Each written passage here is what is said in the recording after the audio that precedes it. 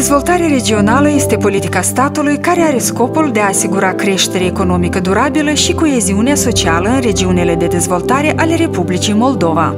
Ea se realizează prin cooperare eficientă dintre guvern, instituțiile regionale și administrațiile locale, cu implicarea sectorului privat și a celui asociativ. Dezvoltarea regională este susținută și de Uniunea Europeană, fiind parte integrală a acordului de asociere între Republica Moldova și UE. Începând cu 2009, dezvoltarea regională în Moldova a parcurs mai multe etape. Au fost operaționalizate 4 din 6 regiuni de dezvoltare. În ultimii 10 ani au fost implementate circa 140 de proiecte regionale, inclusiv 48 de asigurare cu apă și canalizare, 13 în managementul deșeurilor, 21 în eficiență energetică a clădirilor publice, 28 de proiecte în turism și sprijin în afaceri, reabilitate 29 de drumuri regionale și locale. Prin cooperare vom obține o dezvoltare sustenabilă și inclusivă a fiecărei regiuni și a întregii țări. Acest spot a fost elaborat de Institutul Dezvoltării Economice Regionale cu suport financiar al Ministerului German pentru Cooperare Economică și Dezvoltare.